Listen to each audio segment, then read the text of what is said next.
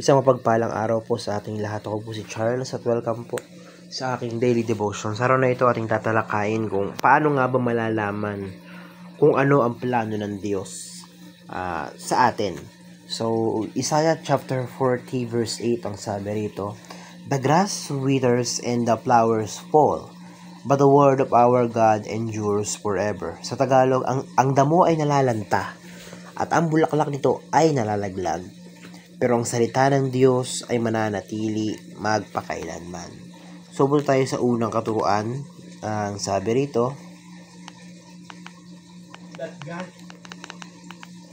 told at mga exit. unang-una, the divine author has preserved His word.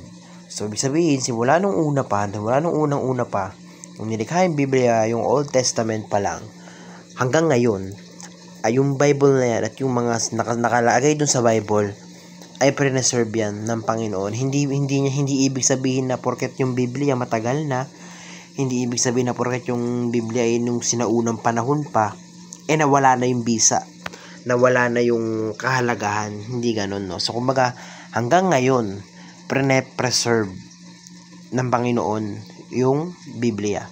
So, sinasabi doon yung divine author, ang divine author na yon ay yes, mga tao ang nagsulat nun, pero yung mga tao ngayon ay tinulak or ginabayan ng Espiritu Santo.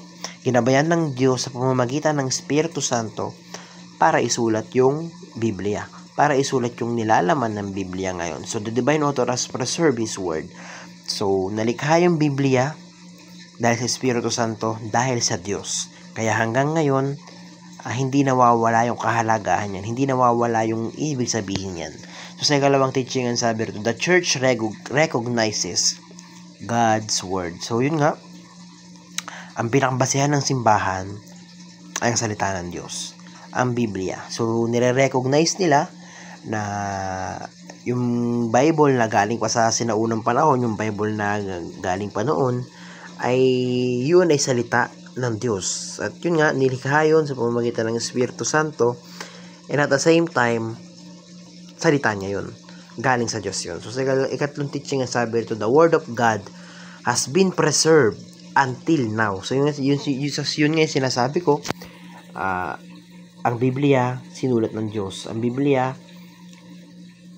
yes, totoo, literal, mga tao ang nagsulat noon, pero yun nga, gaya ng sabi ko, Espiritu Santo ang ginamit ng Diyos para magtulak sa mga taong na yun na isulat yung Biblia. So, sabi naman dito, the Word of God has been preserved until now. Hanggang ngayon, preserve ng Panginoon yung kanyang salita. Hanggang ngayon, preserve ng Diyos yung kanyang Biblia. So, ito tayo sa application para natin ito may apply sa ating mga buhay. So, unang-una, be confident that God has preserved His word. So, dapat pagkatiwalaan natin. Pagkatiwalaan mo yung Biblia na yan, pagkatiwalaan mo yung Biblia na ito ay preserve ng aking Diyos. Ito ay nilikha ng Diyos. Kaya yung mga nilalaman nito ay totoo. Yung mga nilalaman na ito ay may bisa pa. At yung nilalaman nito ay mapapakinabangan ko pa hanggang ngayon.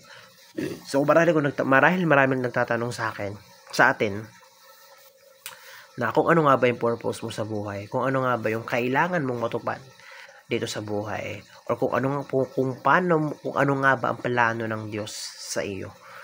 Kung gusto mong malaman yung sagot sa tanong na iyon, magbasa ka ng Biblia. Basahin mo yung salita ng Diyos kasi doon mo malalaman yung salita niya. Doon mo malalaman yung mensahe niya para sa iyo. So, sa ikalawang application, sabi dito, read the Bible and know the heart of God. So, yun nga yung gaya ng sabi ko. Malalaman mo ang nilalaman ng puso ng Diyos kapag nagbasa ka ng Biblia. Malalaman mo kung ano ang gustong ipagawa sa iyo ng Panginoon kapag nagbasa ka ng Biblia. So, read the Bible and know the heart of God. So, sa ikatlo, study God's Word daily and diligently. So, ang pagbabasa ng Biblia, hindi lang yung isang verse tapos na. Hindi isang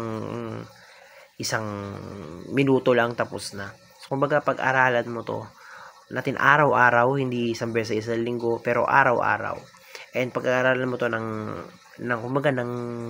focus, ganun. Pag-aralan mo to ng patyaga, yung talagang nasa puso ba. So, magitan nun, malalaman mo kung ano yung plano ng Diyos para sa iyo, kung anong purpose mo sa mundo at kung ano yung dapat mong gawin dito sa mundo. Yun lamang po, napakarami kong natutunan sa araw na ito. Glory to God.